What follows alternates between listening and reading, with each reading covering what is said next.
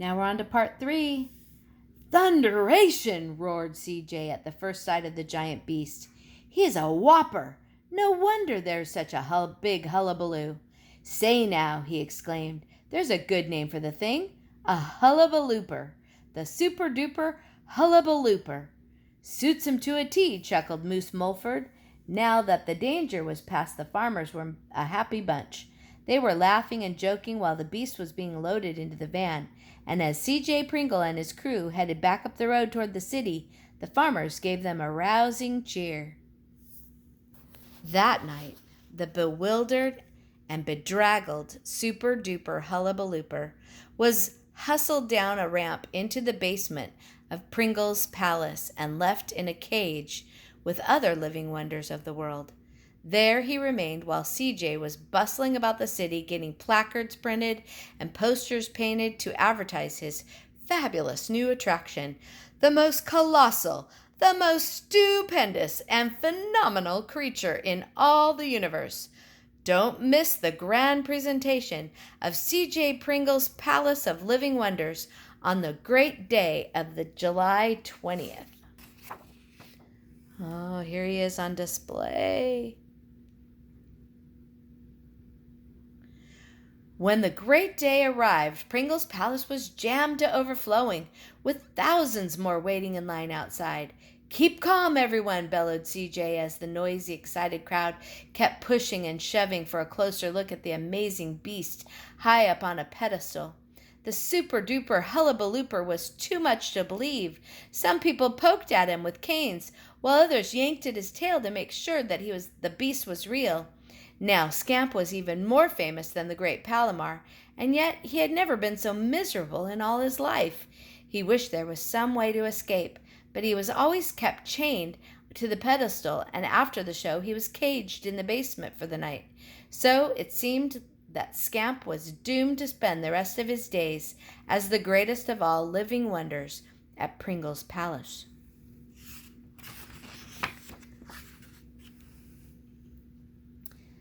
Then, one afternoon, Zildy returned home. "Zarks!" she cried when she reached her house. "Somebody's trampled my tulips, and I know who."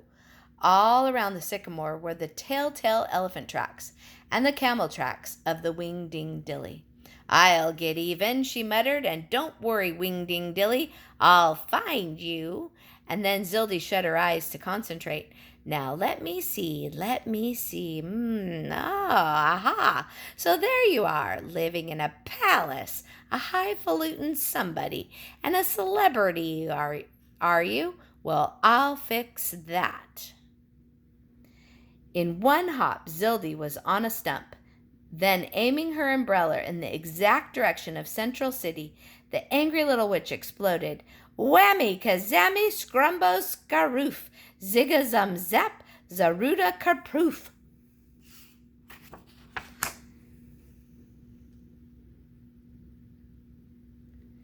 And with a great purple poof, the super-duper hullabalooper was gone.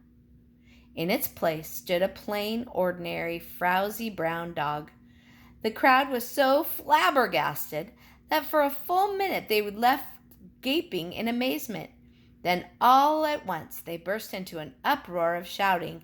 "It's a fake! It's a fake! The hullabalooper's a hoax! We've been hornswoggled! We've been rooked! Claxton J. Pringle is a swindler and a crook!"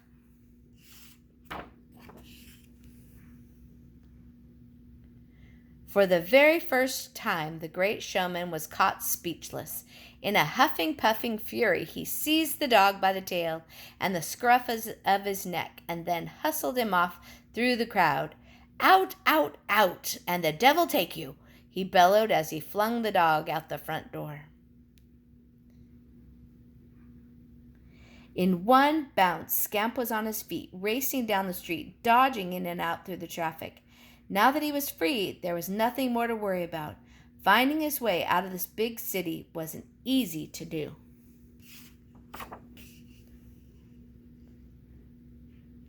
Dogs have a fine sense of direction, and by nightfall Scamp was loping along the dusty road far out in the country. "I'm lucky to be a dog," he said to himself. with sense enough to find my way home. Even a great horse like Palomar might get lost in a big city. Scamp had not felt so happy and carefree in a long time, and when he came over the last hill and spied the Jarvis house, he barked joyfully.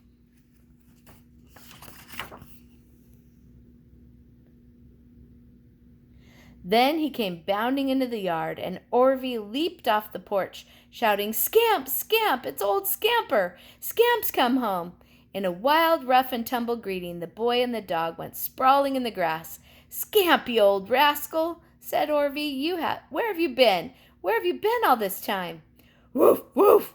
replied Scamp, which was as much as the dog could tell him. And of course, Orvie could never guess where Scamp had been. Not in a zillion years. I hope you enjoyed the story, and I can't wait to see you all again, too. Have a good day. Bye.